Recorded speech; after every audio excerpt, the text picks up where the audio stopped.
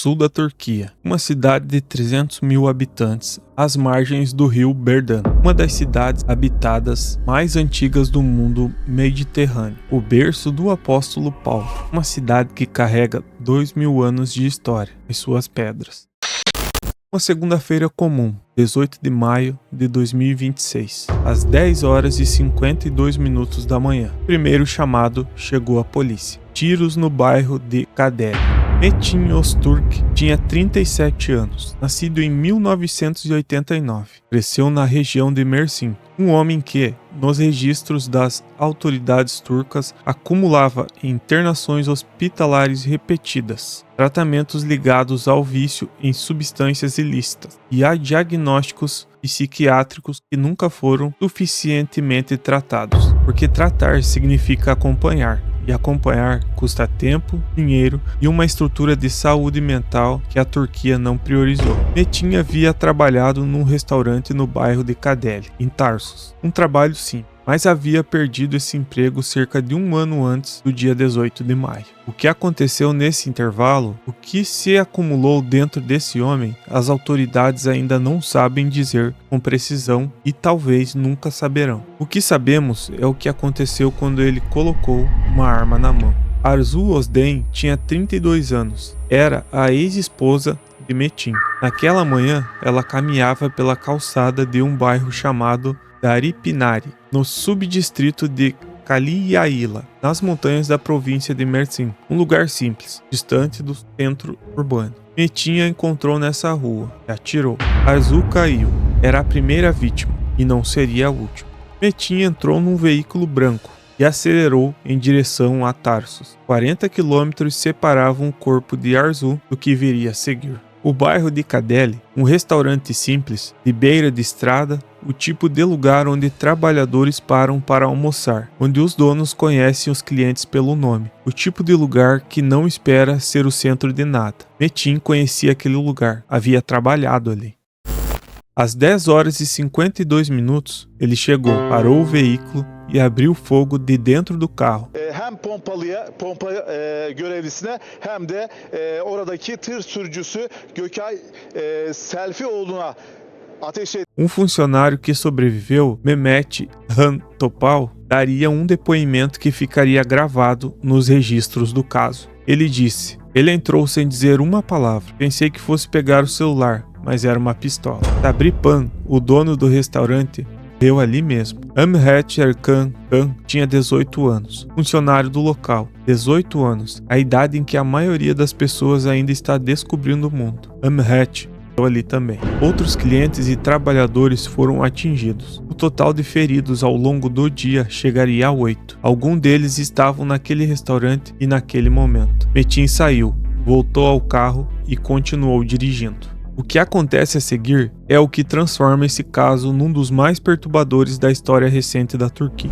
Não havia mais um alvo específico. No bairro de Yeniköy, Metin avistou Gökay Selfioğlu, 50 anos, um caminhoneiro que esperava numa bomba de combustível. Não tinha nem uma relação com Metin. Não sabia quem ele era. Estava simplesmente ali esperando. Metin parou o carro e atirou. Gökay morreu ali mesmo. Metros adiante, Abdullah Koka pedalava sua motocicleta. 50 anos. Um homem comum, numa segunda-feira comum. Metin jogou o carro contra a moto, derrubando Abdullah no asfalto. Desceu e atirou. Abdullah também morreu. Depois o bairro de Karakutuk, um campo aberto, sol da manhã, e um adolescente chamado Yusuf Okatay pastoreando seu rebanho, 16 anos, o tipo de imagem que parece saída de um cartão postal do interior da Turquia.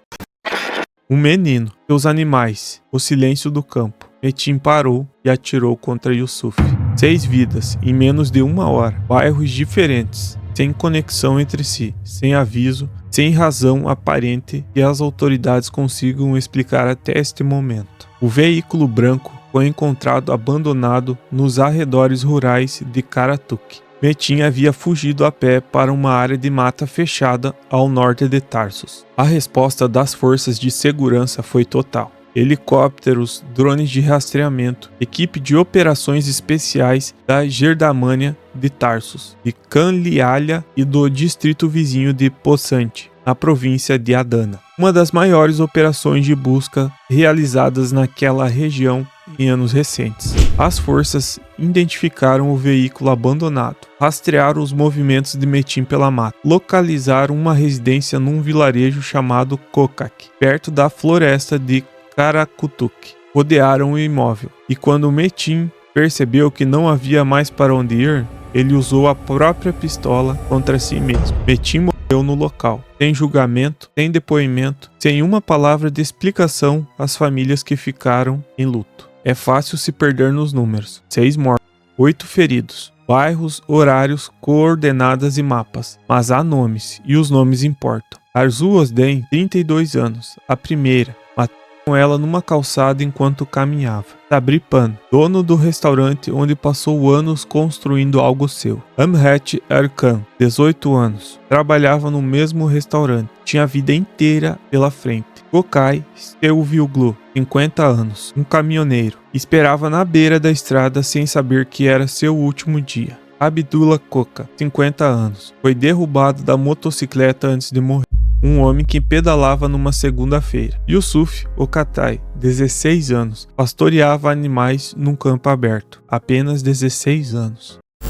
5 dessas 6 pessoas foram enterradas no cemitério municipal de Tarsus no dia seguinte, com cerimônias fúnebres, com famílias que nunca vão entender o porquê. O presidente Erdogan falou após uma reunião de gabinete. Chamou o ataque de hediondo, ofereceu condolências e não forneceu nenhuma informação sobre o atirador ou seus motivos. Mas o massacre de Tarsus não aconteceu no vácuo. Em 14 de abril de 2026, 34 dias antes, um jovem de 19 anos abriu fogo numa escola técnica em Siverek, ferindo 16 pessoas antes de suicídio. No dia seguinte, 15 de abril, um adolescente de 14 anos escondeu 5 pistolas numa mochila, entrou em 2 salas de aula de uma escola primária em Kahramanmaraş e matou 8 crianças entre 10 e 11 anos. E um professor de 55. O próprio pai do atirador era um ex-inspetor da polícia, e as armas usadas no crime eram dele. 3 ataques com mortes em menos de 5 semanas, no sul da Turquia. E em cada um deles, as autoridades emitiram condolências e chamaram de ato isolado. Há uma pergunta que os comunicados oficiais turcos evitam responder diretamente. Por que um homem com múltiplas internações psiquiátricas, diagnosticado por vício em substâncias, tinha acesso irrestrito a armas de fogo? A resposta incômoda está nos dados. Registros parlamentares turcos documentam que armas não registradas circulam amplamente pelo país. A lei existe, a fiscalização nem sempre. E há outra dimensão que o governo evita nomear. Arzu Osden foi a primeira vítima, a ex-esposa, numa calçada enquanto caminhava. Segundo dados de ONGs turcas, 394 mulheres foram mortas por homens na Turquia em 2024, quase uma por dia. E a causa mais comum registrada nas que tem motivo conhecido é a separação, a mulher que decidiu ir embora. Em 2023, 57% das mulheres assassinadas no país foram mortas dentro de suas próprias casas, com armas de fogo na maioria das vezes. O massacre de Tarsus começou como um feminicídio e se tornou outra coisa quando a raiva extravasou para além da ex-esposa. Metin Öztürk tinha sido internado, havia recebido diagnósticos, havia sinais claros de perigo e mesmo assim tinha arma. E ninguém interveio. Nenhuma barreira funcionou, nenhum mecanismo de proteção ativou a tempo. A questão que fica não é sobre Metin, é sobre o sistema que o deixou chegar até ali armado. Tarsus voltou a funcionar no dia seguinte. As lojas abriram, os carros voltaram a circular, mas Yusuf Okatai tinha 16 anos e naquela manhã de segunda-feira ele estava num campo aberto cuidando de um rebanho. As investigações sobre o motivo do ataque continuam em andamento e o que fica são perguntas que provavelmente nunca vão ter respostas. Então, mais um caso que acontece na Turquia. Eu já fiz um vídeo aqui, acho que mês passado, se eu não me engano, falando sobre esse ataque do aluno que entrou numa escola técnica e abriu fogo contra os funcionários e alunos daquela escola. E agora, em menos de um mês, outro ataque. O que está faltando na Turquia são profissionais que precisam estar a par do que está acontecendo. Porque em menos de um mês, 2 atentados.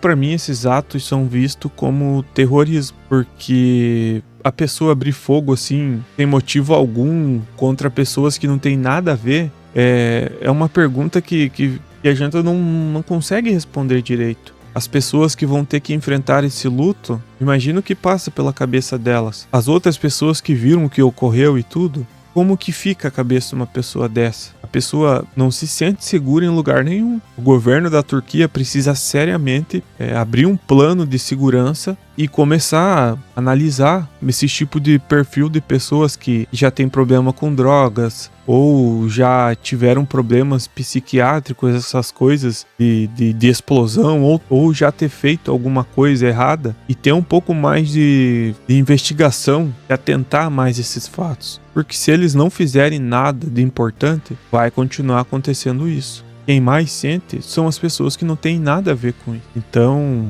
eu só desejo força para as famílias que sofreram com isso. Ainda mais o jovem de 16 anos tinha uma vida toda pela frente. O outro jovem também de 18 anos. Provavelmente mães e pais dessas pessoas devem estar enfrentando uma barra muito pesada, né? Porque não é comum, né? Mas é isso aí, é uma história bem pesada. Tomara que o governo turco resolva isso logo para evitar que aconteça mais casos disso. Porque senão, se o governo não tomar uma providência, a população vai começar a se revoltar e eles vão fazer justiça com as próprias mãos. Mas se você caiu de paraquedas aqui no canal, se inscreva, deixa o like e ativa o sininho para não perder nenhum vídeo. Toda semana tem vídeo novo e acompanhe os outros vídeos também do canal. Muito obrigado por assistir até aqui então e até mais.